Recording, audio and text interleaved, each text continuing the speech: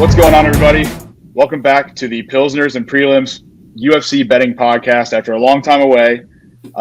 Rick is returning, as well as myself, Andy. Super happy to join Rick as a co-host now on this betting podcast, as we are going to preview every single UFC card and give you guys what we are looking for in regards to research, what we know going into the fight, as well as what our betting picks are, on top of maybe some leans and just straight up picks here and there. A little bit about me, if you guys don't know me. I also co-host the Sharpen the Public football betting podcast with DHH Sports. Been president and co-owner of Happy Hour Sports now since around the beginning of 2022. And super happy to be on board now on another podcast here with Rick. We'll be breaking down lots of UFC betting action with everybody. And just being able to talk about MMA as a whole, man. I mean, talk about what some may call a men's soap opera, right? We got all kinds of different crazy stuff that we can talk about week in and week out. I'm super pumped about it. So without further ado, Rick, how are you doing, dude? Hey, man, I've been good. Yeah, the MMA community is not like any other. They are entertaining, wild, and glad to be a part of it now. And I've been following the UFC heavily for the past 5 or so years. I've been a loose fan before that, but I've really gotten into it, and as Andy said, was heading up our UFC coverage for about a year or so until about February. And while I still did the research, just didn't have the time to be able to formulate that into content for you all to enjoy and deep dive. And so what I really like to do was break down every single fight so that each person going into the fight cards could have that knowledge at a glance within a 2-3 minute read or a 5-minute podcast. To be able to understand the fights that they're getting into without having to go in and take the hours of research and listening to other experts in the field, but also watching the tape and everything else. So it was a time-consuming process, but I think that now the format that we have really is able to breed a consolidated but also a quality product out to you guys. And that is in the form of this podcast. So welcome to Pilsners and Prelims. We are inspired by the 5-minute rounds of the UFC, but also by Pardon the Interruption off ESPN. And combining those two, there'll be a bell at the end of the 5 minutes, and we're going to break down each fight from both angles, as Andy was saying, from an analytical level and their fighting past, their style, but also from a betting angle as well, and be able to give you sort of our leans picks. Obviously, in the UFC, it's not as straightforward as a spread where it's minus 110 on either side. A lot of times you can get minus 400 or 500 plays. And so you've got to get a little bit more creative to find some of that value, but there always is. And it's fun watching the line movements. We'll try to get this out a little bit early in the week. That way people can capitalize on line movements and watch some of the different triggers and things that we talk about in this. But I think it'll be good. And so I want to make sure that each of you guys follow us on Twitter too. I'm Rick, Happy Hour Sports, Rick HH Sports, and Andy is Andy HH Sports. Because we're going to make sure that we add plays on Twitter as well, because a lot of the prop markets are not out right now. I think there's one right now in FanDuel that has a decent bit of props, but it's still mainly for the top 3 fights. And so make sure to follow us on there. We're going to continue to follow some of that line movement when those props get updated, post those as well as they come up. So make sure to follow us there, and I'll leave it to Andy to introduce some of the card and some of the main fights. Yeah, to your point, just talking about value real quick, I think it's super important that when we talk about these fights, there are some where we already know from betting on the UFC for a decent bit of time now that there are certain props that we are already looking for that may not necessarily be available yet on sportsbooks. We may look to some of our partnerships with fantasy sites as well in order to get an angle, such as like an Underdog Fantasy. I already have a play there that I'm going to offer for one of the fights. Like, there's different ways that you can navigate the markets while markets are still opening up. But for the ones that we lean but don't necessarily have available yet, super important to follow us on Twitter to see those leans turn into plays once those markets become available, because you guys don't have to sit there monitoring it day after day after day, because we're already doing it for you. So going into the UFC 294 card, just so everyone knows, this is an interesting start time. It's going to be in Abu Dhabi. So it starts at 10 a.m. Eastern time for the prelims and 7 a.m. Pacific. That main card, so the actual pay-per-view itself, will start at 2 p.m. Eastern time. And that's pretty abnormal, right? And usually we're typically seeing those start 8 hours later on your Saturday. But This will be nice to kind of pair up with some college football and some soccer betting on Saturday morning and Saturday afternoon. So excited about that. From the betting side, 11 of the favorites are minus 200 or greater. And actually, Rick, that's now 12 because Sedriques Dumas has creeped all the way past minus 200 on most sites. If you have anywhere where he is not minus 200, I'm okay with you taking that straight. But we'll talk about that when we get there. 7 of the favorites are minus 300 or greater, which is wild. There are 13 fights on this card. And then just looking at some totals, 6 of the fights have totals set at 1.5. Another 6 have totals set at 2.5. And then our 5-round title fight for the lightweight belt between Volkanovski and Islam Makhachev has a total of 3.5, which is heavily juiced the over. And that's just based on this one previously going the distance. Some fun facts about this card for you, Rick. This card has 9 fighters out of the 26 fighting who have last names that end in Ev or Av. I think that just tells you what part of the world we're in, where there are a lot of Russian dudes on this card. There are also 3 Mohammads on the card and 3 fighters who contain Magomedov in their first or last name. So it's kind of clear what the UFC tries to do with these Abu Dhabi cards. They have a ton of talent from this part of the world, whether it's Russia, the Middle East, some of the surrounding areas. And we'll get to see guys like Volkanovski, who the last time he fought Islam, of course, he was in Australia, but the crowd just erupted for him and booed the shit out of Islam. It's going to be the polar opposite now. These guys are going to be absolutely loving Islam. They have every time he's come to Abu Dhabi, and Volk is going to get berated despite putting on such an excellent show against him last time. I think, too, just going into this card, something I'm watching is the Russian talent, the talent edge that we've seen from the Russians over the last several years now, especially those from the Dagestani region of Russia. Guys like Khabib, guys like Islam. There are a few others that are friends and family of those guys that are on the card or that we've watched in the UFC, right? That talent has really been super interesting to see how dominant those types of fighters have been, and their style of fighting is so different. And people often ridicule their style of fighting because they find it low energy, they find it boring. But to me, if you can dominate someone like some of these guys have, it is very interesting. And we've got some very interesting sides of the world that are going to be put on showcase here in this card in a interesting time in the world as well. So I'm really excited to see how we can basically piece it all together into this giant puzzle piece of UFC 294 and find some great angles for betting on it. Yeah, absolutely. I mean, you said it well, and you really broke down the card well. But I think that what makes this card interesting is that with all of those like Evs and Ovs and like whether it be the Indian fighters or the Russian fighters and people of the area, it's not the traditional wrestling that you see like out of like a Khabib. I mean, obviously you have Islam fighting, but Khamzat's in there, Ankalaev, Saeed Nurmagomedov, while he can grapple, is not a pure grappler. And there's also a lot of guys on this card, Mohammad Mokaev as well. There's a lot of guys that are looking for something or looking to prove something, whether it be Mokaev and some of those lesser competition guys and just sort of taking advantage of him and getting to decision, or guys like Javid Basharat, who's now 3-0 in the UFC but hasn't gotten a single finish.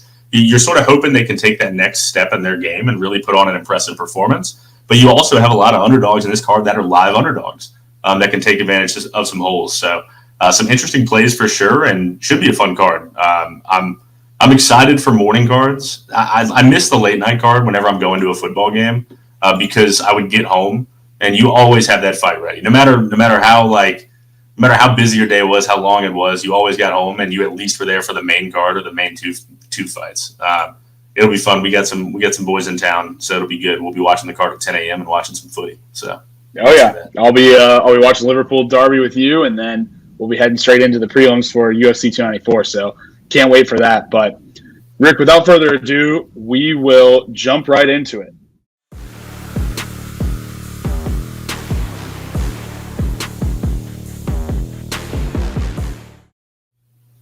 And to start off the card, we've got a great matchup with Bruno Silva and Shara Magomedov making his UFC debut. Magomedov 11-0, undefeated with 10 knockouts. The first of many Magomedovs and OVs on the card, but should be an interesting fight with Bruno Silva. Now his 8th fight in the UFC, 4-3 to date. 20 of his 23 wins coming by knockout. So two guys that that are going to want to bang and want to probably drop each other. But Bruno Silva's got an interesting career. He's 4-3 in the UFC and was 3-0 with 3 finishes, 2 coming in the first round before facing Alex Pereira, which we all know how that story ended.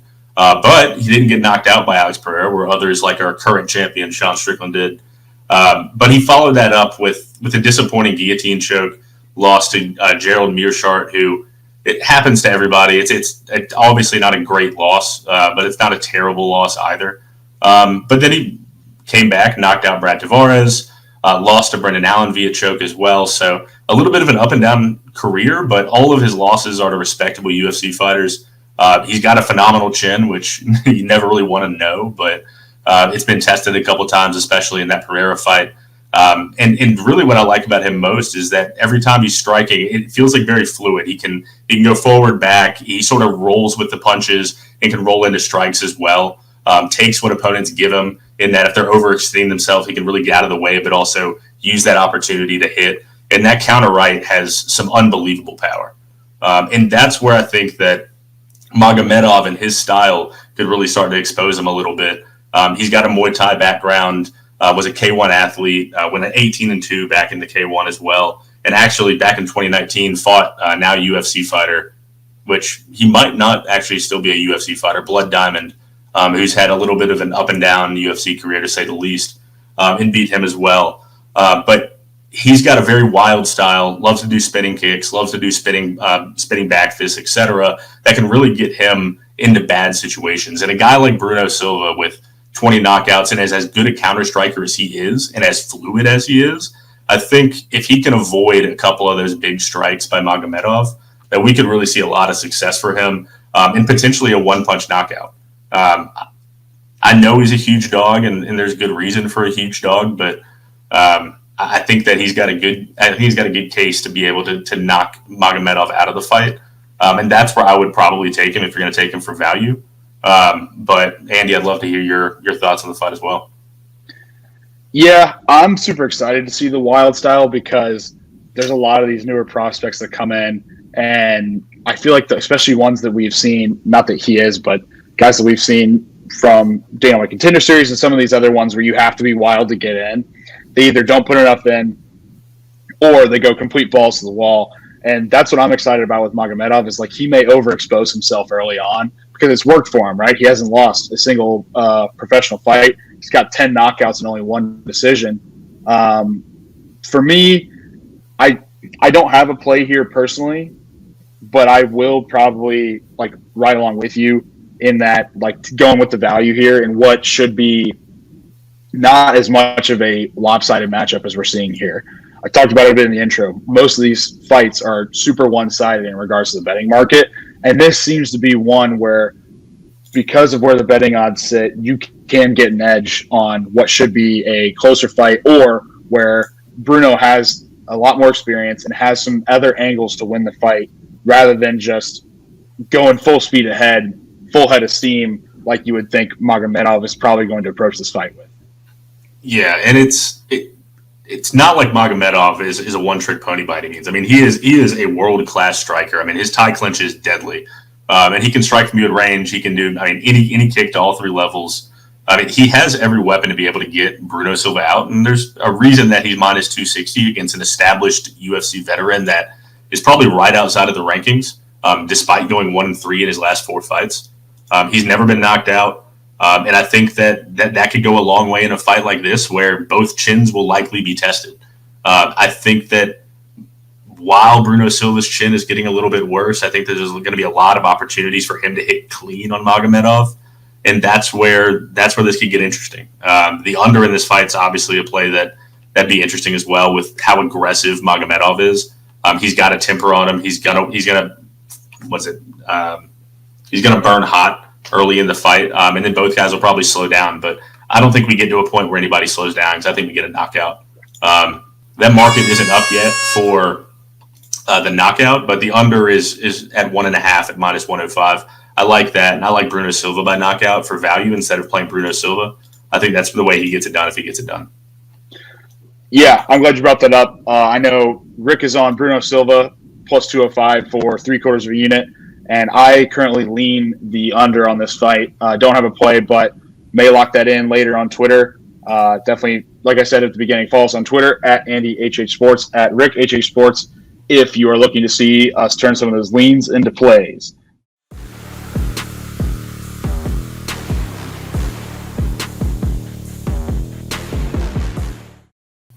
All right, next up, we've got Jinh Frey against Victoria Dudakova, and we have seen probably the biggest swelling of a favorite of any in this fight. And Dudakova opened up at minus 275. She's now up to minus 565. So a gigantic favorite. And there's some reasons why. Jinh Frey is 11-9, which you'll find some female fighters with a record like that doesn't look as sexy as some of the male fighters, because a lot of the time that there's there's female fighters coming to the UFC, they'll come into the UFC with 3-4 fights, and once you get in, it's you might go 2-2, 3-3, but so you'll end up having sort of a stinky record. But Frey in her case is just 2-5 in the UFC. She just continues to struggle, and it's not like in that previous fight with Bruno Silva where he faced good competition. I hate to say it, I don't want to continue to bag on her, but 3-fight losing streak coming into this, and granted she should have beat Vanessa Demopoulos. She lost that via split decision, and Polyana Viana and Elise Reed are decent fighters, but she also lost to Kay Hansen and Loma Lookbomy, who Kay Hansen's not in the UFC anymore. I'm pretty sure she's on OnlyFans doing her thing there, which power to you. Make your money how you make your money. But her only wins are against Ashley Yoder and Gloria DePaula, two very below average fighters. And so this feels like a fight where the UFC is trying to get Dudakova a win, get her on the map on a big card, and get people excited about her. And there's reason why. She's 7-0, 1-0 in her UFC, but granted, that UFC fight was not really much of a contest. She immediately threw Estela Nunez on her head and it ended up breaking her arm in the process, and it was disgusting. If you watch that card, or if you didn't, you should go back and see it if you like gruesome injuries, because it was as bad as they get. But so she won that in 30 seconds, and her Dana White's Contender Series fight before that, she came back from adversity. She had a knee injury early in that fight and really used her wrestling to be able to get her that victory over 3 rounds. But and that's really the story of Dudakova is she uses that wrestling all the time, and it is a dominant physical force. She's gigantic for the division, and really her striking is continuing to evolve, almost like Islam Makhachev. I'm not comparing her in any way to Islam Makhachev, but stylistically, in that her wrestling is quote unquote so elite, but her striking is a work in progress from the very beginning.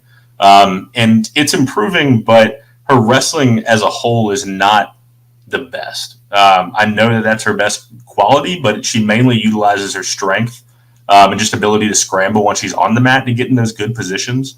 Because her wrestling form just really isn't great. She goes for double legs, but really uses all of her weight to pick up, and really doesn't do a good job of finding the angle to drop her opponent and really be able to keep her down there. She can, but again, she's typically using way too much strength instead of using her form to be able to get it there. And against Jinh Frey, she will probably be able to get away with that.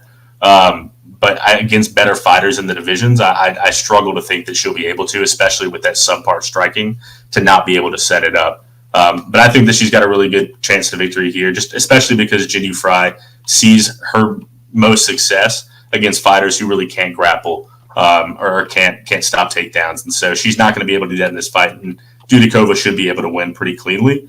But I think that there's value in Frey because I don't trust Dudakova's form and I don't trust her striking. So at such a high underdog that I think you've got a lot of value in Jinh Frey at plus 450. Andy, what do you think? For me, and I'll give it quick here. I don't have a ton on this fight, to be honest with you, because I think it's going to be that one-sided.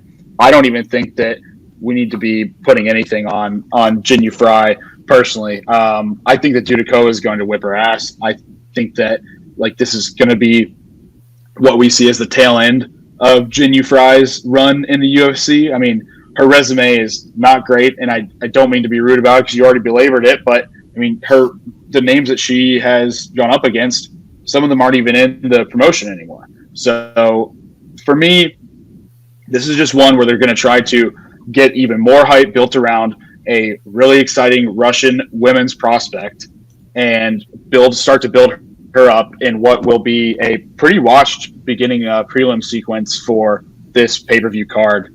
I don't want anything to do with Jinh Frey, betting on her, and wish her all the best when she's out of the UFC, to be honest with you. That's all I have on that one. I don't really have to play at all, but I won't be telling you either. Well, my last point, I know we just had the horn buzz, but is Dana after her Dana White's Contender Series fight said that he hated the fight.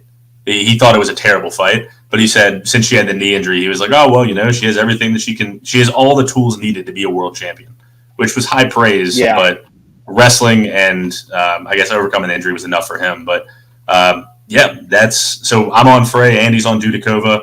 I don't like it. Maybe in the future we can fade Dudakova, but let's head into next fight, which is a much higher level of competition.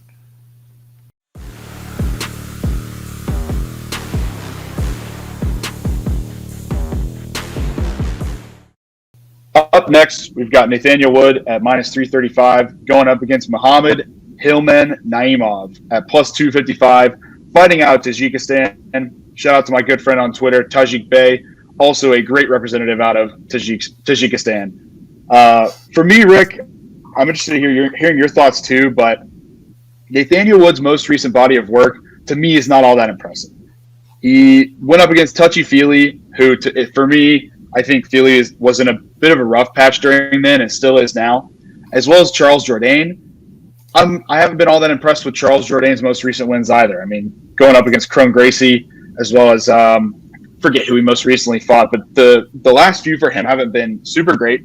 And then you look at Charles Rosa, the guy who came before Charles Jourdain, and Charles Rosa is no longer in the UFC, and he fought him 15 months ago. So Woods lost by two different methods of TKO in his career, and one came up against John Dodson in 2020, who, hey, kudos to John Dodson. I mean, he's knocking people out left and right in bare knuckle FC and Risen now over the last 2 years. But for me, it's like, if you're going to go up against a quality striker, which I think that Naimov is and has the potential to be in the UFC, then he is susceptible to being wobbled here. For Naimov, the Hillman, which, by the way, kick-ass nickname, I really see him as good value here. He came onto the scene as a newcomer to the UFC, stepping in on short notice to get a knockout victory over Jamie Malarkey. And not only that, but went up a weight class to do so. So he's used to fighting at 145. He's back down to his normal weight of 145 for this bout, but got it done at 155 against Malarkey, who's really no joke at 155. I respect Malarkey's game. I know that you do too. And I think that what we see here potentially is we're getting Hillman at what could be really nice value that potentially won't be there down the line if he does turn into a really solid fighter in the UFC and as solid of a striker as we think he can be. He's got some really big really big combinations when he's in the pocket. His Taekwondo is absolutely elite, and he's got a right cross that's really powerful. I just think that he's got a lot of tricks up his sleeve. He's got a lot in his bag, where getting him at the plus 255 number is absolutely solid. So I'll take Hillman here for half a unit, and I'll also be eyeing some of his props to go inside the distance when they open in the next day or two. The total for this bout reflects that this one might actually give a lot of value when we see what this looks like when we go to the inside the distance, when we get those inside the distance props. Yeah, I think you're right there. There's a lot of value in that under, and that's because Nathaniel Wood's last 5 fights have all gone to decision. In his career, I mean, he's only got 6 wins that went to decision of the 19, but a lot of those decisions have come recently. And I think that the going up in weight has hurt Nathaniel Wood. His durability's looked a little bit more tested, even though he hasn't been knocked out recently. And Naimov's coming a little bit down in weight, already has the elite power. The issue and where Wood's going to want to go to win this fight is in the takedown. He's going to want to take it down and get it to the ground. And I don't think that he's going to be able to have that. I think that this fight's going to come into the pocket, and they're both going to want to throw down. Nathaniel Wood loves to play it smart until about a minute left in a round and then get a little reckless. And I think that could hurt him in this fight. I think that the under is a good play. I think that Naimov's going to want to force it and force Wood into those engagements, and someone's going to get slept. I like it being Naimov, just like you. I think that if he mixes his taekwondo at range, he'll have success. And if he is able to implement those kicks and really fluidly work in combinations, sort of like Bruno Silva does, he could have a lot of success. And yeah, I think that the value is definitely on the underdog, and I like a half unit there too. Awesome. Yeah, I mean, I don't even know. We'll tweet out after the props get released at what that knockout price is or what that inside the distance price is. My guess is it'd be probably somewhere in the plus 500, 600 range for inside the distance, which there you put a quarter unit on that as well. Win yourself back well over 2.5 units. But yeah, that under is priced at, it's under 2.5, but it is priced at plus 130 right now. So Vegas thinks that this is going to go the distance most likely. And being able to get this to not go the distance, plus you're mixing in a method of victory with the fighter.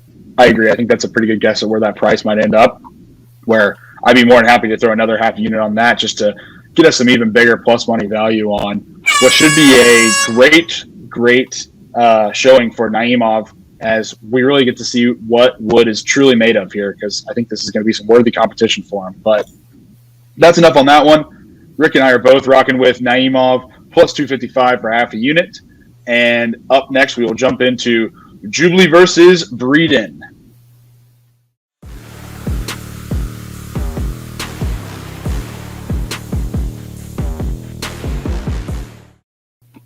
So from a Tajikistan fighter to an Indian fighter, Anshul Jubli makes his second appearance in the UFC octagon against 0-3 in the UFC, Mike Breeden.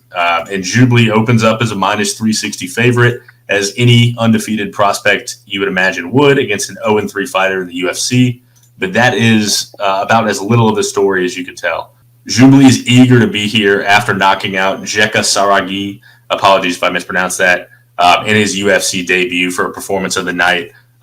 He was a fan favorite on the road to the UFC as well, and has really had a great and long amateur experience. He's a versatile fighter, but pretty defensively minded. He likes to operate really off his jab at range and just really keep the distance. Hence, 4 of his wins have come by decision, which typically you don't see as much in a young career. You see a lot of those finishes on the regional scene against those 5-4, 2-0 opponents that he's had, and that everyone has. But to that point, his level of competition is horrible.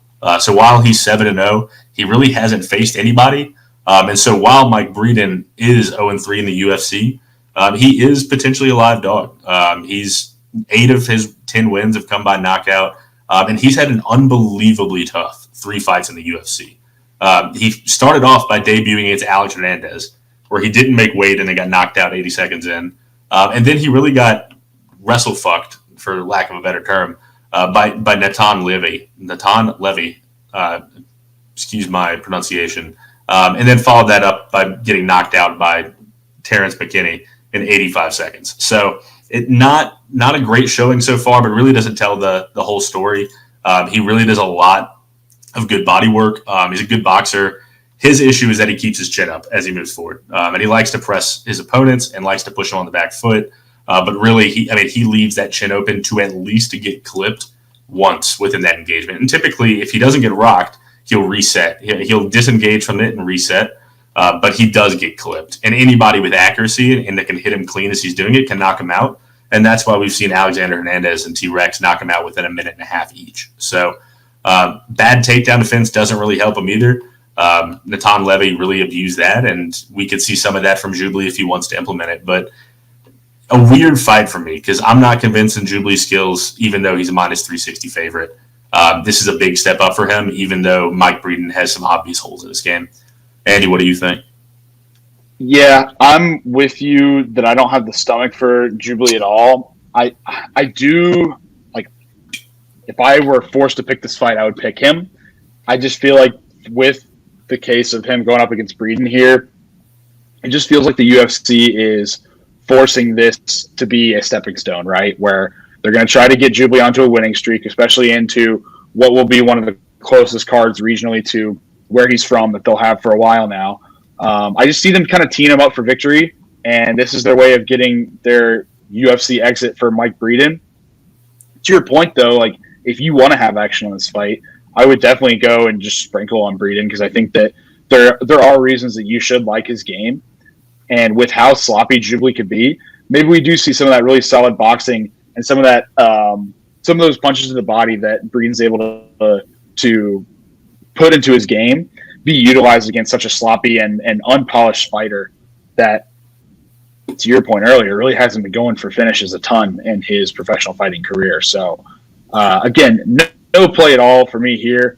I'm excited to watch this one. We'll probably pop the popcorn for it just to see a demise of a young fighter potentially. But, I mean, this one will really be interesting. And I think that everyone is siding with Jubli here, which is quite interesting.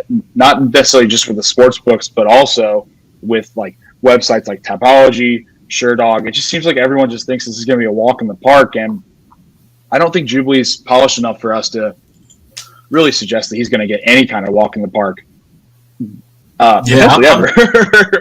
We'll see. Maybe he grows up and polishes a bit more, but at least in this fight on Saturday, not yet.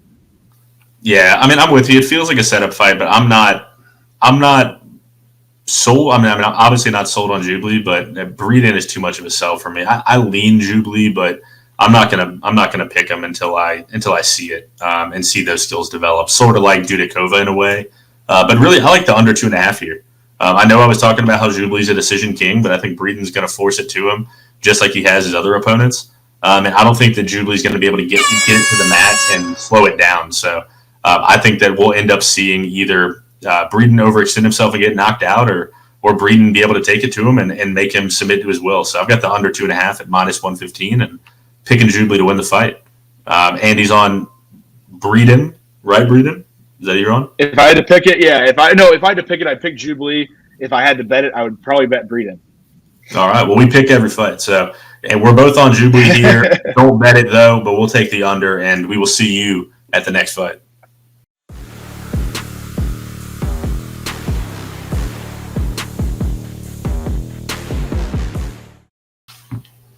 Up next, we've got Sedriques Dumas going up against Abu Azaitar, who is +170 with Dumas at -210, anywhere to upwards of -260.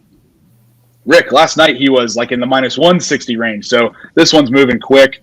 I guess my question to you, Rick, what do we think about Sedriques Dumas and Trevor Peak heading into Abu Dhabi? I mean, we've got a guy from Florida and a guy from Alabama heading into Abu Dhabi. I feel like the Americans are sending their absolute best from two guys that are just from down south, going to be having a ball of a time beating the shit out of people in Abu Dhabi. I am very excited to watch some of the different UFC content throughout the week to see how they're engaging with the culture. So I think it's such a culture clash between Americans and in that area that it'll be entertaining to watch throughout the week and to see how they're able to settle into and if that has anything to do with the results. Yeah, I love it. I think that we're sending some of our best over there. I'm super excited about it. I think it's going to be, quite honestly, hilarious to see how they interact with the crowd and stuff, too. It should be really funny. So Azaitar has been under UFC contract for the last 6 years. During that time, he's only fought twice. Yeah, that is right. 2 times in the last 6 years. Once in 2018, following a canceled bout in 2017, and once in 2021, where he lost to Marc-Andre Barriault. And one thing that I tend to do, regardless of fighting style, Rick, and you know this about me with the UFC, there's a few things where when I see it, I will fade it, and I don't have to have extensive amounts of research. It is a knee-jerk reaction unless there's something that tells me I'm not going to fade it, and that is I'm going to fade the inactivity and I'm going to fade a weight miss, a big weight miss, that is. Azaitar has a ton of inactivity. I don't understand how it's absolutely absurd to me that he's still under contract with the organization when he's barely fought. I think that despite Dumas having to fly all the way out to Abu Dhabi to make this fight happen, this is a strategic move by the UFC.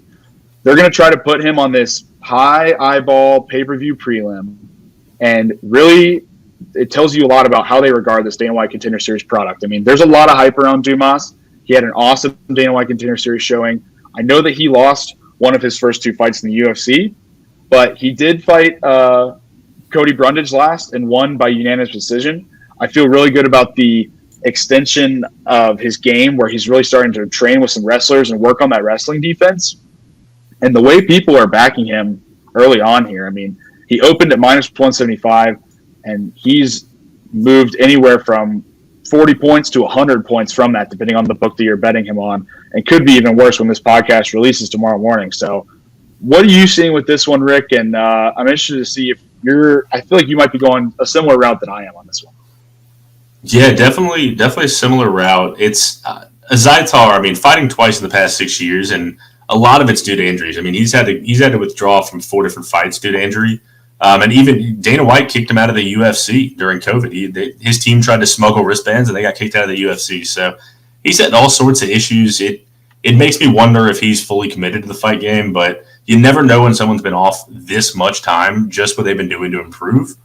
And so it makes me a little bit more hesitant. But, I mean, the issues that we saw with Azaitar could present themselves in very clear ways today because, I mean, it's his cardio that really isn't great. He tries to exhaust opponents or just overwhelm them early. But a guy like Dumas, I mean, he pretty much did that exact same thing to Cody Brundage, where in the first round, Cody Brundage came out hot, was trying different submissions once they got to the ground. But Dumas was able to stifle a lot of that and then really take advantage over the next two. And then Azaitar, I mean, if he doesn't get that knockout early, it doesn't crack Dumas, who's improving in the stand-up, I think that this could be a tough fight for him on the ground because that defensive takedown or his takedown defense is not great. And so I could see Dumas just really laying on him and Azaitar trying to get back and get back into the ring and get that same energy, that same intensity that he had and not being able to find it. And Dumas ended it pretty quick. But you never know. In front of the home crowd, I mean, he could get it up. But I've got Dumas. I don't have a play on this fight. I don't really have a great feel for it. So I'm going to stay away. But if I had to pick somebody, it's Dumas. Yeah, so I am utilizing Sedriques now as a parlay leg where I'm going to tie him up. I got him at minus 218 on DraftKings, which is one of the best lines I could find when you pair it with Khamzat Chimaev at minus 278. So that gets me a parlay of minus 102. And I'm going to do one unit on that. We're also eyeing some props potentially on this fight, whether that's looking at the underdog fantasy markets or going into some of the props themselves once they release. So just going to continue to shop around on this one, but locking in that parlay now because I think that Sedriques Dumas line is going to keep moving.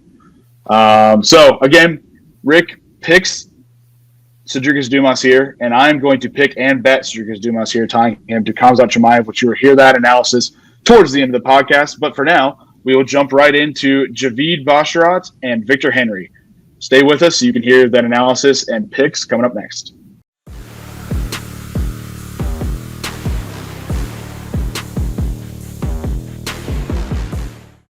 All right, the next fight we've got going on is Javid Basharat versus Victor Henry. Basharat looking for his 4th consecutive UFC win and to continue that undefeated run that he has to start his career, while Victor Henry now 23-6, 2-1 in the UFC.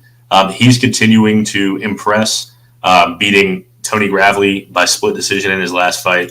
And he's somebody that can really get it done in a bunch of different ways. And he's traveled all over the world to be able to train, but he's really been a guy that's impressed and surprised throughout his career. And now he's going to get up against Basharat as a plus 400 dog. Basharat's up to minus 575. And he opened at minus 475. So while he's gotten some money on him, it's not like that number's ballooned to the same extent that Victoria Dudakova did, where it moved 300 points. Basharat, minus 575 for good reason. He can get it done wherever the fight goes. And granted, all of his UFC fights have come to decision, and he's looking to change that, but he has every tool in his toolbox to be able to finish this fight. He's a steady fighter. He's defensively minded, but can pick his shots very well. His footwork's fantastic. So he can move in and out and get in and out without taking too much damage. And loves to use his elbows. Andy, you know, and everyone will start or begin to know just how much I love fighters that make use of their elbows, because in tight and even at range a little bit, you can really hit some good strikes in the in-betweens and damage people with a part of your arm that just is a club, more or less. Cut people open, get them to start to bleed, etc. But this should be a hell of a fight. And I expect Victor Henry to bring it to Basharat and force the fight out of him to where we're going to get finished. But Andy, where do you lean on this fight? Yeah, so if I were just to pick it, I would say I'd go Basharat here. I think he has more methods of victory. However, I do think that this is going to be a little bit closer than what the odds say, especially when you look at two guys who have both had 3 fights in the UFC. They debuted around the same time here. Like, you can get Victor Henry at plus 425 on BetMGM right now. And I think having Basharat as the correct favored guy, or excuse me, I think he's the correctly favored guy here. But I think that Basharat name now carries some weight in the organization with him as brother, where there's a lot of hype around them in the MMA community. There's a lot of hype around them in the betting community too. People love betting on these guys ever since they came in from Dana White Contender Series. And for good reason, right? I mean, I typically love to look into guys that come from a very reputable gym like Basharat does at Extreme Couture. I mean, you're talking about Strickland's, you're talking about Chris Curtis's of the world, Manel Kopp, Albazi, Ngannou. The names go on and on there. He's training with some of the best, and he's there local in Vegas, so he gets to use the UFC PI some as well, which is awesome. But I just feel like there is a world here where Henry is able to take advantage of being able to apply lots of pressure, which he loves to do. And I think Basharat may feed into that a bit, where he might fight a bit more off the back heel, which he's fine with. He's fine fighting on the back foot. It's not necessarily a disadvantage to him, but it does let Henry do a bit more of what he loves to do. I think that we do know a good bit about these guys, but at the same time, we don't yet. They only have had 3 fights, so if you're getting a guy at 4-1, and they both are still, like, after this fight, one of them's going to be ranked. So with that much on the line, where you're getting a ranked fight next, I'll go with the 4-1 for just like a quarter of a unit here on Victor Henry, just for the value. I think that it's really, really good value for what you're actually getting here. Which way are you leaning here? Because I feel like that minus 550 range is very tough to parlay. I really recommend people don't use that in parlays. No, I'm like my play. I think Basharat wins this fight. I think he wins it fairly comfortably, and I think he wins it by knockout. I think that Henry's had a couple. I mean, the Asuncao fight that he lost, he was minus 400 in. The Barcelos fight that he won, he was plus 400 in. So him at long odds, underdog odds, has hit before. It's not to say that it couldn't here, but I like the under in this fight. I know I've picked it under a couple times, but under 2.5 is currently at plus 200. So fight not to go the distance, you're looking at plus 170. I think that we're going to get still a cautious, defensive-minded Basharat, but I think that he's going to want to implement a finish here. He hasn't gotten one yet in the UFC. People are sort of waiting on it, and this feels like the type of fight that he could definitely get that. I mean, Henry averages over 3 more strikes per minute than Basharat in the UFC career, but that can be attributed a lot to Basharat, 2 of Basharat's 3 fights being on the mat or implementing the clinch and takedown. So a little bit skewed there, but I think the under is a good bet for me, and I'll go with that. And on to the next fight, we've got Muhammad Yahya facing Trevor Peek at a lot closer odds. So we will see you there.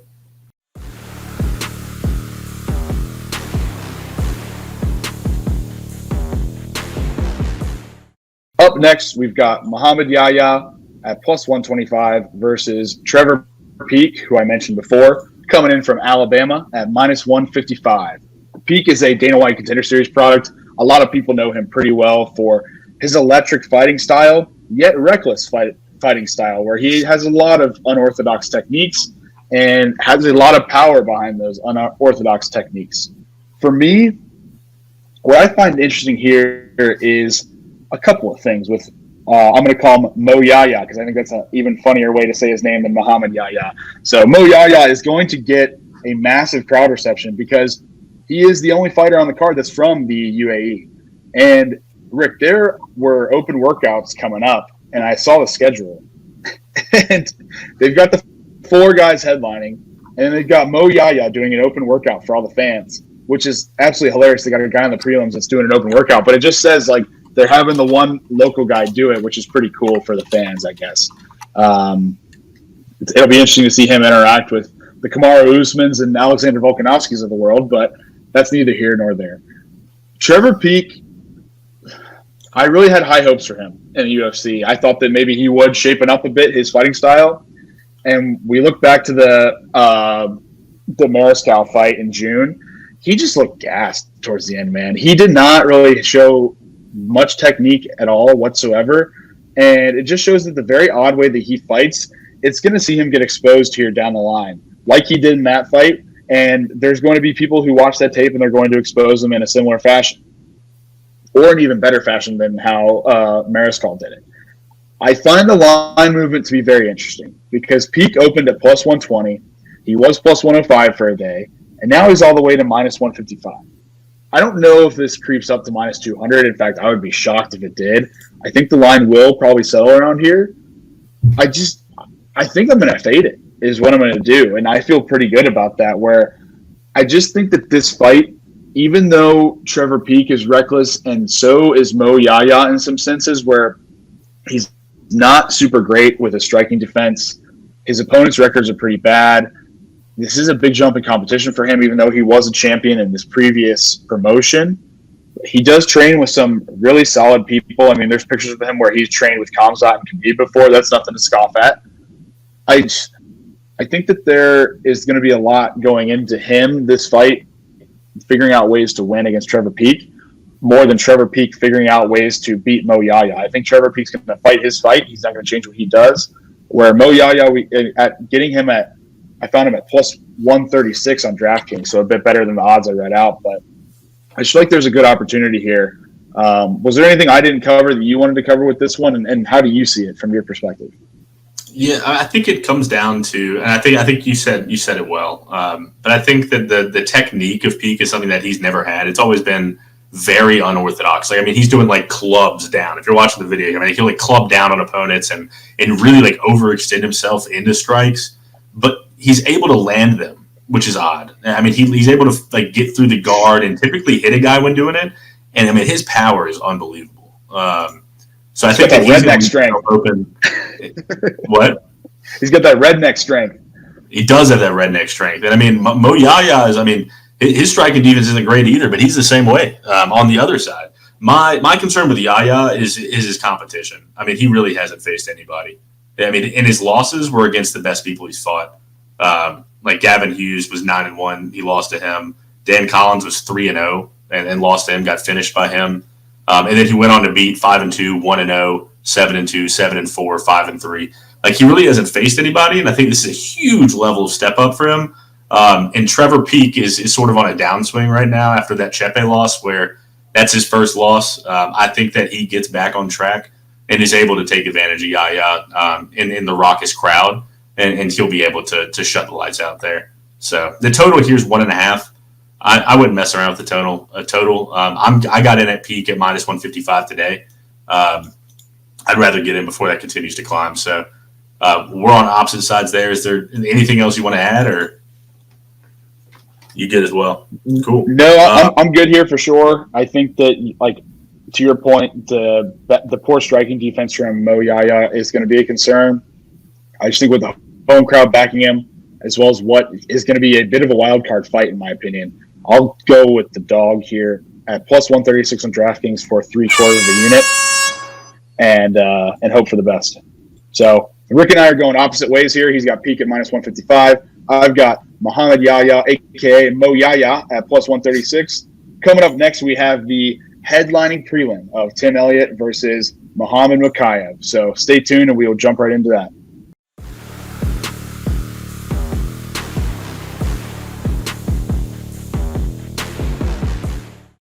Up next, we've got Tim Elliott at plus 375 versus Mohammad Mokaev, who is fighting out of the UK, but I believe this is not his first time fighting in Abu Dhabi, so all too familiar with the environment, as he also featured on the UFC 280 card of Oliveira versus Makhachev. Mokaev has openly voiced his dream of becoming the youngest UFC champion of all time in front of Jon Jones, but will likely fall short here unless he just automatically gets a title shot after fighting Tim Elliott, which will not happen. But I do think that this is a very important fight for him because I do view Tim Elliott kind of as the gatekeeper for this flyweight division, where if you're able to get a win over Tim Elliott, you know you are catapulting yourself into a fight to potentially go up against one of the top 5 fighters, and then that will land you that title shot. So for me, I think Tim Elliott's resume kind of tells the story of that, of the gatekeeper, where He started in the UFC by making it to the Ultimate Fighter season finale and then lost to Mighty Mouse. That's a tough one. He also has losses against some of the division's best, and Figueiredo, Aliskerov, Royval, and Nicolaiu. And he's 4-1 in his last 5, though. So he's got wins over Benoit, Espinoza, Tagir, and Alto Moreno. And I think that this earns him yet another gatekeeping bout against one of the UFC's hottest young stars in Mokaev. Rick, where do you feel that Mokaev excels in this one as the heavy betting favorite? And do you think he makes it past this gatekeeper in Tim Elliott? I feel like I maybe not be doing him the best service calling him the gatekeeper, but that's kind of how his career's gone so far in this division, which is not bad. It's not a bad place to be. You make a lot of money being the gatekeeper. No, I mean, Tim Elliott's record is a lot worse than it looks, or other way around. His record is it's a lot worse than you had it right. Yeah, I had it right. I mean, he's 8-10 in the UFC, but like you said it. I mean, he's fought the who's who within the division. I mean, he's fought Demetrius Johnson, who's still up there, Davison Figueiredo, Brandon Royval, Nicolau, et cetera. And even like if you go all the way back to the UFC back in 2012, I mean, he fought John Dodson, that we were talking about earlier. I mean, John Dodson's a legend. I mean, he fought everybody. I mean, from Piotr Jan to Marlon Moraes to Demetrius Johnson, et cetera. He beat Pedro Munoz, Nathaniel Wood. I mean, he's a good fighter, and we've seen Elliot go toe to toe with him. And at this point, we sort of know what we're getting at Muhammad Mokaev. I mean, you're getting a guy that's just going to want to wrestle you. I mean, he's fighting out of Manchester, where he's been for a while, but he's a Dagestani by trade. And he operates as that true. We were mentioning at the beginning of the card just how Islam isn't as pure a wrestler as Khabib was at first. And Mokaev is just that. I mean, he's a pure wrestler that's learning how to strike. And while it's improving, I still don't really believe it. And Tim Elliott's been there with everybody. He's been there. I mean, he beat Tagir Ulanbekov, which is an impressive win to me. And that tells me a lot about how I think this fight's going to go. I think that minus 525 is way, way too high for Muhammad Mokaev here. And he's gotten that line basically in every fight. I'm going to look real quick, but he was minus 1,000 in his last fight against Malcolm Gordon, minus 1,400. So Gordon almost got him. And he did, exactly. And while he's finished those last two, I mean, he's almost gotten his knee, using that knee bar in his last fight, and he's recovering from that. It feels way too juicy to take Mokaev. So I'm going to go on Tim Elliott, but I am going to go on fight to go the distance. I think this is going to be a scrappy affair. Tim's going to give him everything he's got on the ground. And while the fight's on the feet, I think that Tim's going to be able to take advantage and get the advantage there. So I worry about Elliott trying to go for takedowns because he always does, and leg kicks as well, getting caught by Mokaev. But regardless, Mokaev's going to try and take you down, so he's going to grab a hold of you at some point. So it's just a matter of whether Tim Elliott's able to open it up on the feet and whether he gets apprehensive.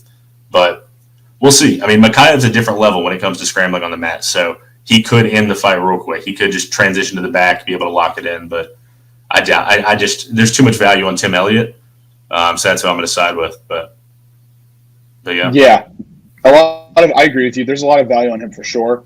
Mokaev just continues to get these lines saying no, people will bet him, which is nuts. Like when you get some of these high-profile prospects like that, people are just going to bet it, and Vegas knows that. So I'm cool with zagging and going with Tim Elliott. I'm not going to personally lock it in. I don't have a play for this fight, believe it or not, even though I feel really passionate about either way. I may rock with you and just lock in a little bit of value on Tim Elliott, but may just sit and wait on that one and see if the line moves at all. If people continue to bet Mokaev the day of the fight, a lot of times on the day of the fight, people will move those favorites even further, especially some of the bigger ones. So I'll sit and wait on this one, but yeah, I don't mind your pick at all. Let's see if the gatekeeper can do a little gatekeeping, get himself one away from a title shot. And to finish my thoughts there too, real quick, Elliott, I'm going to lock in Elliott for a quarter unit. It's actually moving towards Elliott. It was minus 650, now it's down. But also I've got the fight to go to the distance, minus 150 for a half unit. So full unit in play there, but yeah, I like this fight to go the distance for Tim Elliott to be scrappy and for him to potentially pull it out on the cards. There you go. So enough said on that one. That wraps up the prelims. We will get on to the Pilsners. No, I'm just kidding. We'll get on to the pay-per-view here.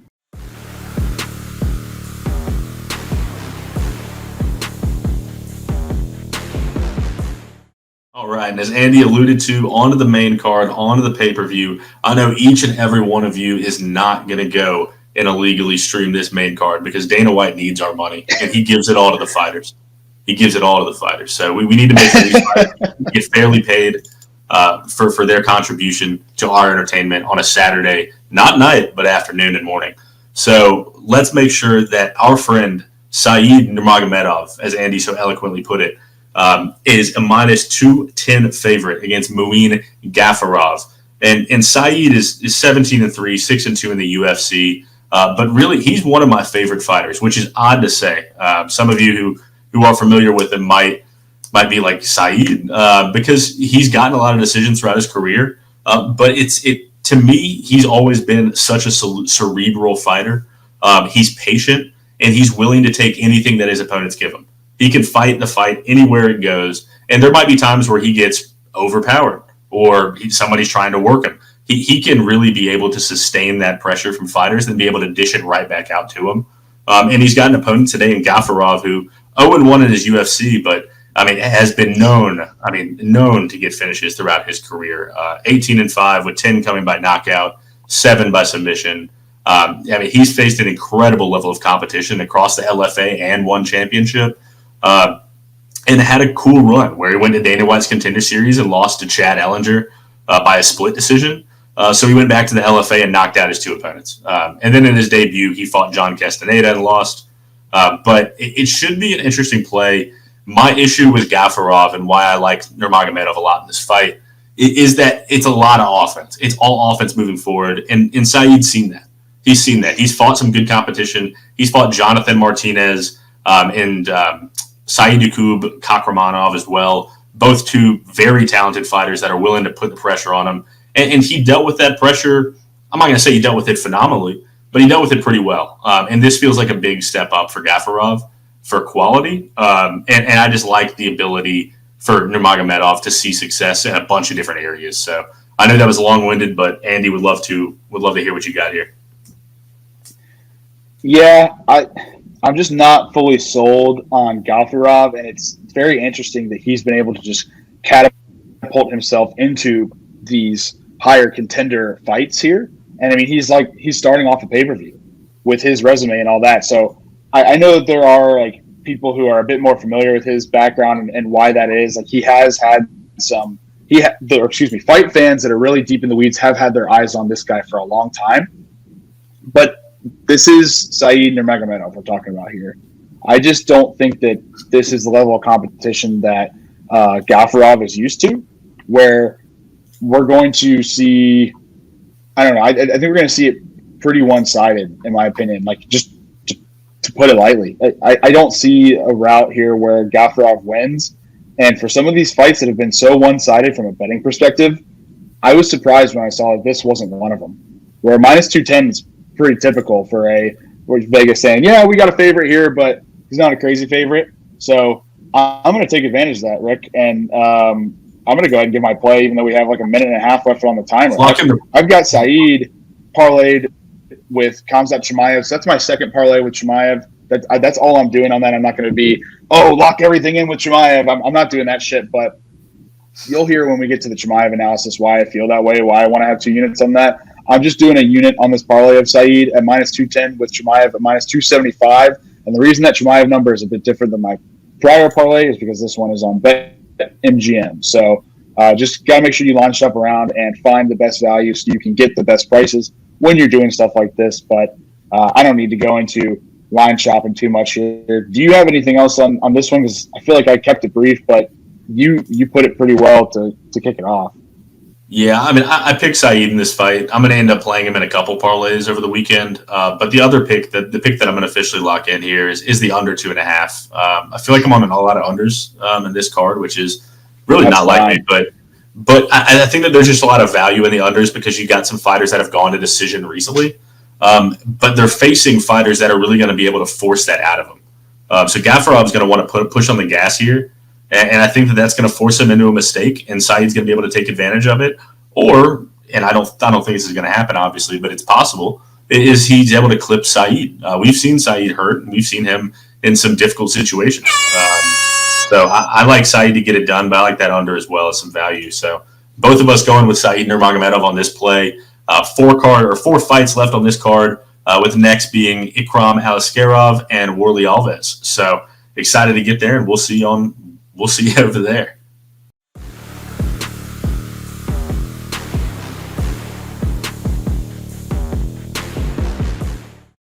Up next, we have another super lopsided matchup in terms of the betting odds, and honestly, what probably will be in terms of the result, too. We've got Ikram Aliskerov versus Warlley Alves. Warlley sitting at plus 435 on a short notice step-in, while Ikram is at minus 635. So Aliskerov comes in 1-0 in the UFC, 14-1 in his professional record. But he is within the contenders of this division. I don't know if that's necessarily a statement about the middleweight division as a whole, or if that's just like how good this guy is. I think it's a combination of both. But he's been done so dirty for this UFC 294 card, Rick. He had Paulo Costa first booked a few months ago, where he was supposed to fight him, I believe, on the Gaethje-Poirier card. That guy yanked and pushed all the way out to October, where we'll be seeing them this weekend. But they pulled Paulo Costa from there and put him against Chimaev. And then they gave him Nasruddin Imavov. And Imavov pulled out last week or 2 weeks ago.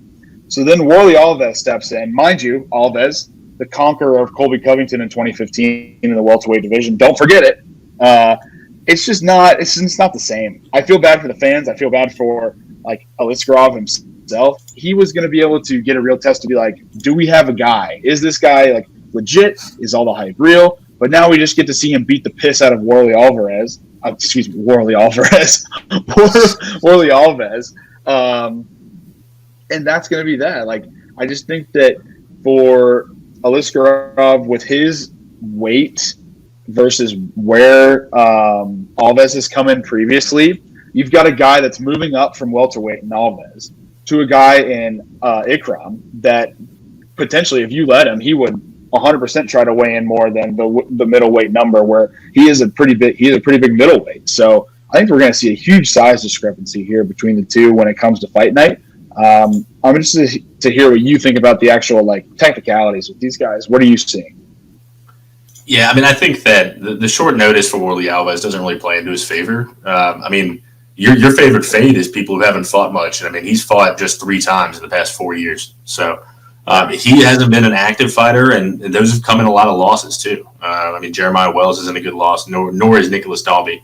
I mean, and then now you're rewarded with a main event. Again, on short notice. And Warlley Alves, I don't want to discredit him. Early in his career, I mean, he was fantastic, beating Alan Jouban. He beat Colby Covington. He choked out Colby Covington. I mean, he has some talent there, but I'm with you. I don't see a way where he's able to take some of the shots from Aliskerov. And Aliskerov can take this fight anywhere he wants it. It's an odd fight, but I think that we see Aliskerov's hand raised pretty quickly in fashion that gets the crowd on its feet for the local guys. So I've got the under 1.5 at minus 155, and I think that's a decent play. I think that we see a pretty quick finish from Aliskerov, or at least him searching for that finish early to try and get the crowd off their feet. And I think that's why it's on the main card. I think he's got a lot of hype behind him. That division, I mean, the middleweight is not the best once you get deeper. I mean, Chris Curtis is 13th. Anthony Hernandez is 15th. I mean, if he wins this, he probably could be ranked. If they want to hype him up again, they could put him at 3rd on like that main card of a pay-per-view. But I've got Aliskerov, but my play is the under 1.5. Yeah, I like the under. I think that's a really smart play. I'm probably going to sit and wait to see what props can come out of this. If there's anywhere we can get him tied with an under, is by some method of victory, one way or the other. That's probably the way that I'm going to go here. But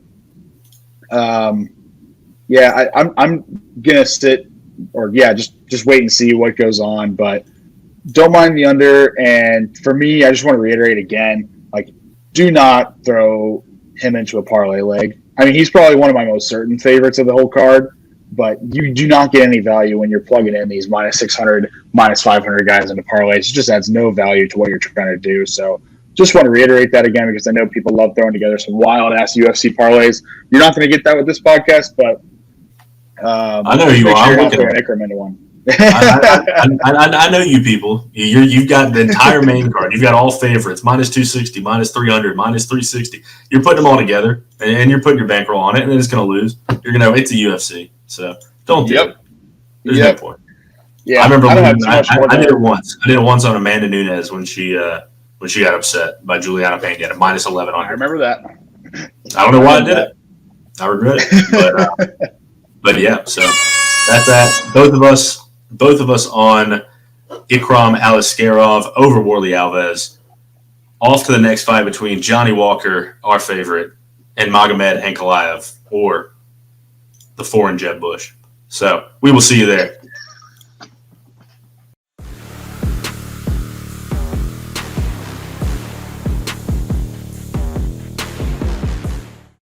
And up next, we have the final three fights of Johnny Walker versus Magomed Ankalaev, Jar Jar Binks versus Jeb Bush, some might call it. Johnny Walker coming in at plus 270 and Magomed Ankalaev at minus 360. So, Rick, I've got a theory here. And I've voiced this theory to you. I voiced it to many. But it's my pay-per-view theory with the final three fights of every pay-per-view. And that is, when there are three big favorites to end the card, or for that matter, a number of big favorites to end the card, there is always one upset that comes out of it. So I'm going to ramble off really quick just the past 5 pay-per-views we've had, and you can kind of see my point. And we can even take it a step further for content later down the road, but we only got 5 minutes here, and I've already burnt 30 seconds of it. So UFC 293, Strickland gets the upset, and Volkov and Kopp wins. 2 favorites, 1 dog.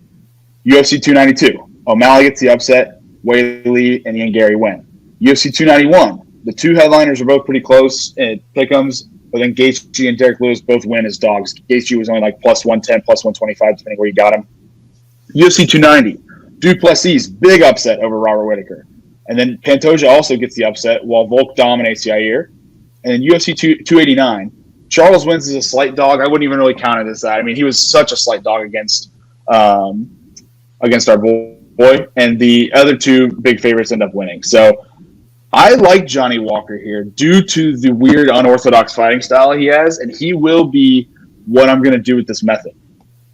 My thoughts on Volkanovski are known. I mean, I've got it in my nameplate here. It's the Volkanovski revenge game. I'm not going to go all 3 dogs, though, because I don't think that that's the right way to go. Then you're just hoping that one hits and you're praying for dogs. I think if you do this strategically, there is a way to profit on all of them. And I think that we've got really good value here with Johnny Walker, where the way he's going to approach this fight is going to be pretty wild. It's going to be a way that Ankalaev's not necessarily used to. And Walker said it in one of his interviews. He feels like he doesn't have much to prove, and he's in a really cool spot here where he can just go in and have a lot of fun, do what he does best, be a bit wild in the cage, and show Ankalaev some weird angles that he's not used to. Whereas Ankalaev has everything to prove here. I mean, he's been skipped over for the next title shot a couple times now after he had that really low-energy fight and boring bout against Jan Blachowicz in December. So I'll be looking at the prop market, but interested to hear what you have for this fight. Yeah, I think that you're right. Plus 270 at Johnny Walker is interesting. I mean, we've seen the Johnny Walker roller coaster really throughout his career. I mean, he came in with a lot of hype, really started to peter out, and now with a couple wins in a row, suddenly he's 7-4 in the UFC. And I mean, both guys have finished Ion Cutelaba. But really what it comes down to is, can Ankalaev dictate where the fight takes place? Can he keep the fight at range where he has some of the most clean and slick striking of anybody? Granted, he also does have fantastic wrestling, both offensively and defensively, but I doubt he's going to use that much in this fight. Johnny Walker is similar to Trevor Peak that we were talking about earlier, if you're watching the pod from front to back, in that he's got a lot of very unorthodox strikes. I mean, he does have some good clean kicks and some jabs and stuff out the box that's a little bit more structured and clean than Trevor Peak. But once they get in tight, it's however he can hit and do damage to, he's going to do it. I'm not sure he gets there. I'll probably end up putting like a little bit on Johnny Walker just for the value.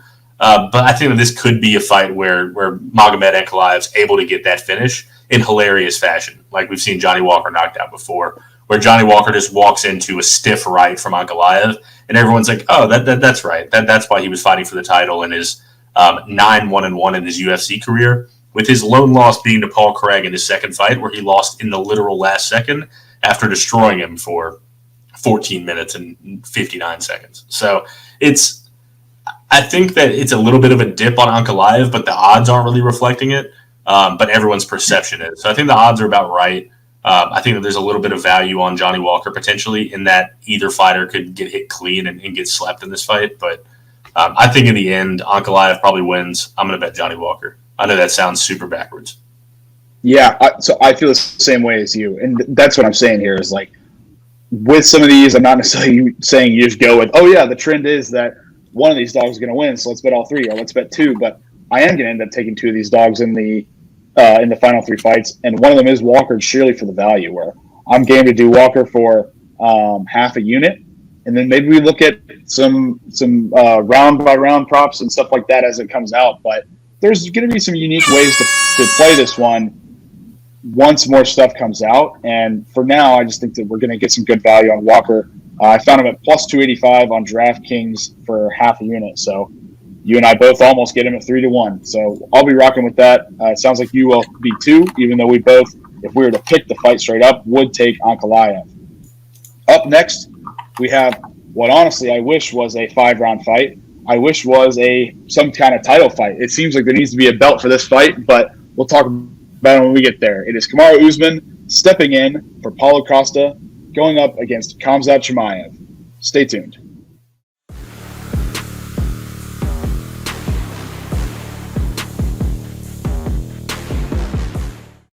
All right, everybody, for the co-main event, we have on short notice the Nigerian Nightmare Kamaru Usman back in the fold against Khamzat Chimaev, up a weight class from where Usman typically sits at 170 up to 185, where Khamzat has to be now because our fat friend cannot shave the weight. Not really, but it became too difficult for him, and he seemingly did not understand the value of cutting weight and how it makes fights even. So he was promptly roasted in the octagon after winning, and now we've got a good fight after Paulo Costa again had to cancel on a fight due to illness or injury. So Kamaru Usman coming in on short notice, a sizable underdog. Khamzat opened up when this line got announced at minus 250. He's up to somewhere around minus 300 now, depending on the book you're going to. And that's about right, oddly enough. At first, when I saw this fight was announced, my immediate thought was Khamzat no matter what. And the reason for that being is that while we've seen a dominant run by Usman, and shit, I mean, he could still be there if he didn't get knocked out with a few seconds to go in that Leon Edwards fight. I mean, you wouldn't have had a rematch. He'd still be champion, and life could be a lot different. But the signs were there, and that rematch really told you a lot. His wrestling is and will always be elite, and his striking will always be solid now. I mean, it always wasn't solid, but now he's gotten to a point where he has some power, but it's still pretty traditional. And I think that a lot of people's perception of his power is really off base based on his knockout of Colby Covington and the Masvidal one, where he just hit him with as good a shot as you can hit that Masvidal walked into. So I think that Khamzat's going to be able to take a pace to him, similar to what he did with Burns, but I think that there's a lot less risk in the way. Whereas Burns was able to crack him, and you had an insane fight. That was fight of the year. If you didn't rewatch it, I would recommend you go rewatch it. Where he saw some adversity, but even in those moments where he was cracked and Gilbert Burns hit him with probably the cleanest shot I've ever seen, where, I mean, even in slow-mo, his head just twitches back. That's how fast it went backwards. Even in that moment, he still ended up pushing forward to try and wrestle him and get him on the ground. I mean, he is relentless to the nth degree, and I don't care where Usman trains and what he's doing. We are seeing him obviously slow down a little bit, and he's facing a guy with a full training camp and is as hungry as we've seen Khamzat. We should be in for an incredible fight. Minus 300 is a little bit too much juice for me, but it should be incredible. Andy, where do you see this fight? I'm with you. I think that what's crazy is we've seen Usman fight so many times and do so much. Like, he's had a incredible mixed martial arts career. But we are possibly looking at somebody with the best pace and the quickest striking that Usman will have ever seen. I mean, he has some incredible names on his resume. We've got Damian Maia, Dos Anjos, Woodley, Covington, Masvidal, Burns, Masvidal and Covington again, then Leon Edwards twice again. Like, there's so many legends that he's fought and great shows that he's put on for us. And yet, Khamzat Chimaev might have the opportunity to be the quickest striker, the most tactical striker, one of the most powerful strikers that Usman's gone up against. And I just worry about his chin. I really worry about his chin. Once you lose that chin once, there is the chance that it goes away for good. And there is a world where Chimaev possibly knocks him out. And I don't think it's going to be – I hope he doesn't just fall flat and fold like a chair like he did against Leon. I would hate to see Usman look like that again. But there's a world where that happens because, some of the stuff we've seen from the Chimaev camp, he is just so destructive. He is so good. And we've seen him do in the octagon too. Obviously, Usman should be able to stuff the takedown attempts from Chimaev. If Chimaev takes down Usman once, this fight's going to go – forget the under 2.5. This fight's going to go under 1.5 if he gets him down once. I love Chimaev here. That's why I've locked him up in 2 of those parlays. I will probably look to scope out some stuff here and there in the prop market or on Underdog Fantasy. But for now, I'm just rocking with those 2 parlays I've got, as long as those 2 first legs hold up, it will give me 2 units for pretty damn close to even money on Chimaev heading into this one, which I'm pretty happy about. Khamzat, 7th in strikes per minute. He hasn't taken a ton of strikes in many of his fights. He's also got defensive wrestling too. In everywhere that Usman's good, Khamzat is also good. He's younger. He's bigger. He's maybe – I don't know if he's stronger. I don't want to say that yet because Usman is really fucking strong. He's shredded. But I like Khamzat here. I wish it was a little closer odds-wise, but that's why I tied it up into 2 parlays. Yeah, and I'm going to take I know the bell just rang, but I'm going to take an extra second just because this is the co-main event and such a big fight. And I think that there is a strength advantage on the side of Khamzat. He's fighting at 185, and he's been prepared for it. I'm sure has been bulking, and while he might cut, he is going to have a distinct size advantage over Kamaru. And I think that Kamaru's strength is continuing to wane. We saw him not be able to impose himself against Leon Edwards the way he was against all those other guys, including Colby, who is an incredible wrestler himself. And I think that just over 3 rounds, if it goes that far, that Khamzat will just be able to put a pace on him that will overwhelm him in a way that I never thought that he could be overwhelmed. But I think he's past it. I've got Khamzat in this fight. I don't have a play on the total. But, hey, if you think that Khamzat's going to be able to submit Usman, then I would take Khamzat by sub because that's going to be pretty juicy. I think it's plus 300 or something like that. So you'd probably take that for a little sprinkle as well. But Khamzat for me, probably throw it into a parlay, but no official play. And Andy also on Khamzat. And we will see you in the next video for Islam Makhachev versus Alexander Volkanovski. Also taking the fight on short notice. Should be another fantastic fight, just like the first one. We'll see you there.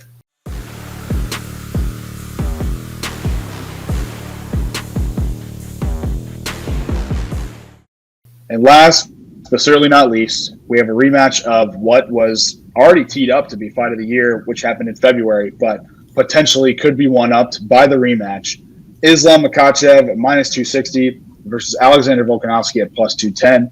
These lines have teetered back and forth since the fight was announced.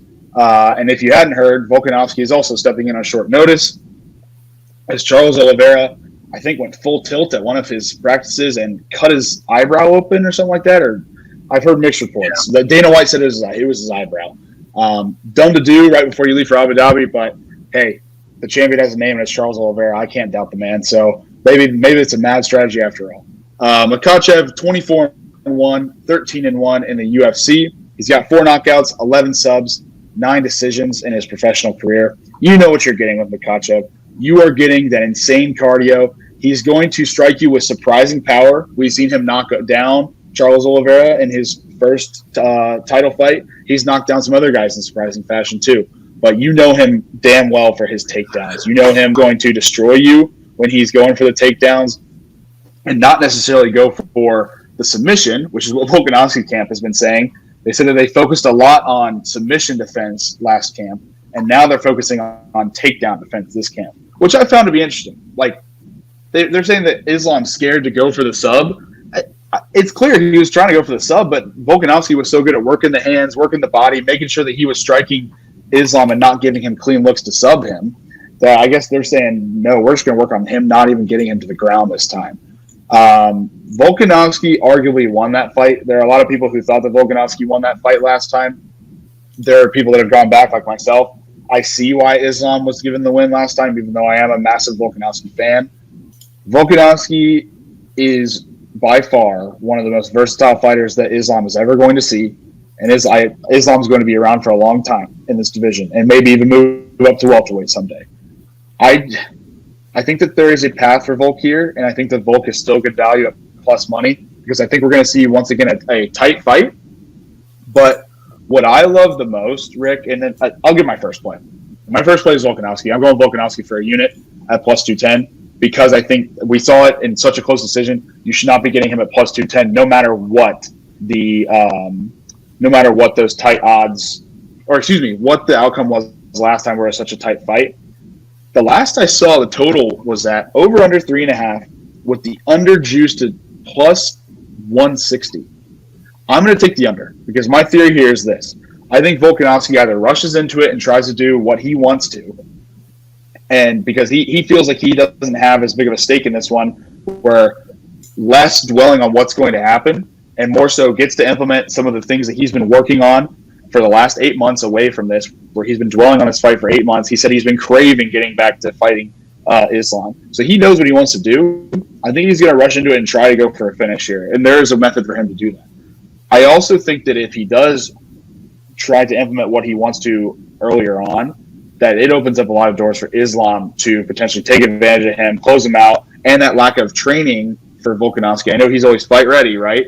That lack of training could take advantage of him where Makhachev gets the finish. I love the under 3.5 here for plus money. That's insane to me. So I'll go with that as well as Volkanovski, both for a full unit at both plus money. I took up a lot of the time there, so we can run over the bell a bit. What do you have here, Rick? Yeah, I think, hey, we go into the championship rounds here, the last fight, but maybe make that a thing. I don't know. First iteration, we'll continue to take y'all's feedback and continue to make changes and improve. But I'm with you. I think that there's a good avenue for this fight not to go the distance. I mean, we saw it almost not go the distance the last time, and you'll clearly have a lot more urgency from Volkanovski to try and end this fight early, because the longer it goes, you have to imagine it favors Islam. But with that said, I mean, Volkanovski doesn't strike me as a guy who, when he's not in fight ready or when he's not in camp, he's not training. I mean, he seems like a guy who is obsessed with trying to get the title and be the double champ.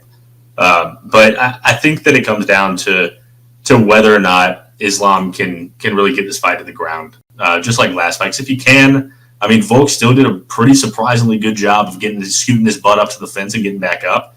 But I mean, that's where Islam sees all of his success. I wouldn't even say most.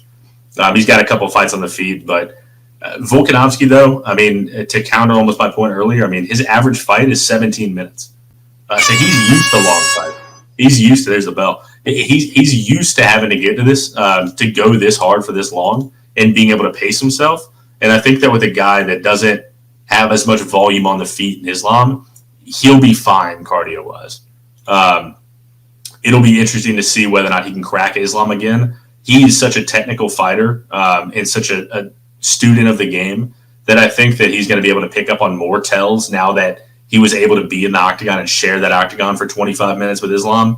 And I think that he could potentially get Islam out of there. I don't want to be too overzealous here, but I think that we could really see a change of guard here and Islam come back down to earth a little bit to where we don't put him in that same boat as Khabib. Yeah, there were angles where you could already say that he's not in the same boat as Khabib. I mean, they looked night and day, like where Volk beat the piss out of his face. And, like, Islam looked like he should have lost the fight. I mean, he could barely stand after the fight. And, like, Volk could have got another 5 just looking at his cardio. I know, I mean, Makhachev, I said it, insane cardio. He's going to be able to go all 5. He could probably go another 5 again. There's just the visual there was not great on his part. Volkanovski was plus 310 in the first fight, and now we're getting him at plus 210 in the next one after how close it was. Like, I just don't understand that at all, even though the short notice part, I agree with you. He's always ready to go. Like, and he's been thinking about this fight every day since it happened. I just feel like it's such good value once again on Volk. That's all I have on that one, really. Yeah, I mean, my last point, I think at least that I make is that Islam really hasn't faced all that tough of a competition on his way up. I mean, I know he's beaten a ton. I mean, he beat Arman Sarukian about 4 years ago, but that was more of a raw Arman, and that was a good fight. If you go back and watch it, Sarukian got a takedown. And then I mean, but his most recent wins, I mean, obviously is the Volkanovski fight and the finish over Oliveira, but that's really it. I mean, Bobby Green after that, Dan Hooker, who is past it. He's still good, but he's Dan Hooker, and if you're Islam, you can finish that fight. You can get it to the ground. Same with Dober and Thiago Moises as well. So this is such a higher level of competition for Islam that I think that he could struggle in some different areas on the feet, but also not see the success he typically sees on the ground. And I think that there's a lot of avenues where Volk wins this fight, but we'll see how that conditioning and that size really plays a factor here. And I've got one more that I forgot to mention. So I'm going with Volkanovski money line for a unit.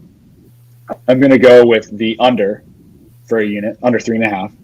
And I'm also going to, and I tweeted this out earlier, so if you haven't seen it yet, be sure to throw it into your underdog lineups. But there's a lot of fun ways you can play UFC on underdog. And if you decide to, be sure to use our promo code. It's happy hour, and you get 100% match on your first deposit up to $100. It's a lot of fun, and it's a lot of fun to do NFL drafts and NBA drafts and stuff too, all kinds of sports and stuff. But that's my shameless plug there. I've got Volkanovski +3 takedowns versus Islam head-to-head. The reason why I have that is because Islam, he beat Volk on takedowns 4-0 last time. If we take what Volk's camp is saying for to be true, they're working on that takedown offense, where likely they will try to get that takedown number down. And if they even get it down 1, then you're pushing. The other thing I will say here is that Makhachev has not gone over that number, so 3 or more takedowns since 2017. Like, he's either gotten 3 or less. So you're at least getting a push from his history. Besides the Volk fight last time, that's the one exception. In the last 6 years, that was the only time that he's gone where he's covered that spread. I just think with the improvements that Volk has made, where he's focused a lot on that, as well as Islam's history, where he does go for a lot of takedowns, but he's usually getting one takedown and then going to work the rest of the round. If you feel like you're going to go with the under like I am, then I feel like it's a safe assumption that he's going to get that one takedown if he gets it, and then he's going to be able to use it the rest of the round, because he normally does not let people up, even though we did see Volk weasel his way out at times.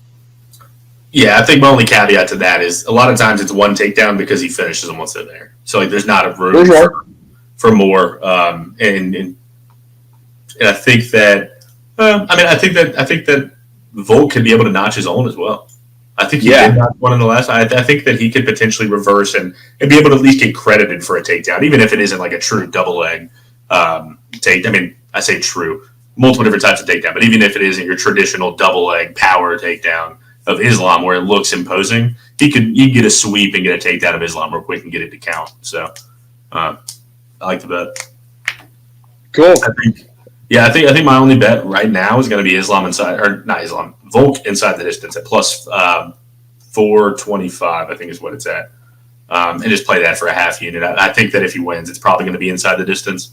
But I'll also take him on the cards as well.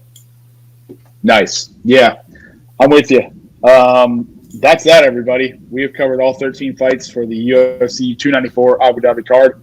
Hope you enjoyed this latest and greatest edition of the Prelims and Pilsners podcast. The Pilsners and Prelims podcast. If you guys have any comments, feedback, or anything at all, please shoot it our way on Twitter. You can email us too. Or find us at happyhoursports.net. I mean, you guys know where to find us, and we're super happy to have this podcast back rolling and giving you guys the MMA content that you've been asking us for this year. So really hype about this pod. I hope you guys enjoyed, and we will catch you guys on the next one. See y'all later.